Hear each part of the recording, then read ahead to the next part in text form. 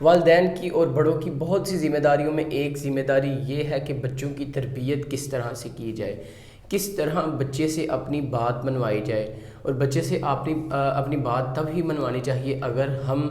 بالکل ٹھیک ہیں، اگر ہماری اپنی حرکتیں ٹھیک ہیں، تو ہی ہمارا بچہ جو ہے وہ آگے نیکسٹ اپنی زندگی میں اچھی حرکتیں کرے گا۔ بعض اوقات مسئلہ یہ ہوتا ہے کہ آپ کے بچے بات نہیں مانتے، کوئی بچے کو آرڈر کیا جاتا ہے یا کچھ کام کے لیے کہا جاتا ہے لیکن بچہ اسے اگنور کرتا ہے، اپنے ہی کاموں میں مشغول رہتا ہے۔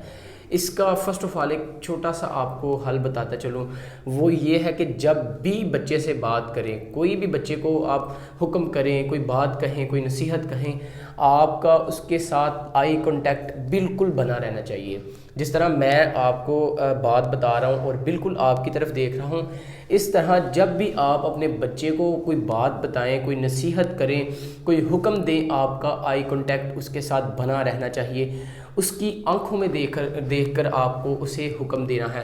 آپ اگر یوں کریں گے کہ آپ یہاں پہ کچھ کام کر رہے ہیں اور آپ کہتے ہیں کہ بیٹا آپ مجھے نا وہاں سے پانی پکڑا دیں، تو آپ خود آبزرو کریں کہ یہ اتھینٹک رہے گا یا پھر یوں آپ کہیں گے، اس کی بچے کی آنکھوں میں دیکھ کر کہیں گے کہ بیٹا مجھے آپ پانی پلا دو۔ آپ اس چیز کو خود آبزرو کریں کہ جب آپ بچے کی آنکھوں میں دیکھ کر آپ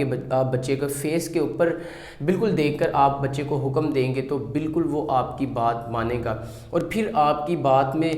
چونکہ وہ بچہ ہے، وہ کوئی بہت بڑا نہیں جس کو آپ بہت زیادہ ڈانٹیں اور ماریں اور آپ کی آواز جو ہے وہ بہت تلخ ہو اور آپ کا باڈی لینگویج جو ہے وہ بہت ہی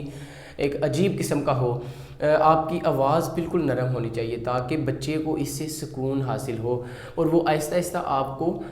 سیکھنا شروع کر دے، آپ سے بہت سی باتیں سیکھنا شروع کر دے۔ میں نے پہلے بھی اپنے ایک انٹرویو میں کہا تھا کہ بچے سفید کاغذ کی طرح ہوتے ہیں، اور آپ والدین اور بڑے جو ہیں وہ اس کے رائٹر اور مصنف ہوتے ہیں، جو انہوں نے لکھنا ہے وہی کل کو بچے کے آپ کو امپریشن، بچے کا جو پرسنالٹی ہے اس سے آپ کو پتہ چلے گا کہ آپ نے بچپن میں کیا لکھا تھا اس پیج پہ۔ تو اس بات کو بھی آپ مد نظر رکھا کریں کہ آپ رائٹر ہیں، آپ اس پیج پہ جو لکھیں گے آپ کو وہی پڑھنے کو ملے گا۔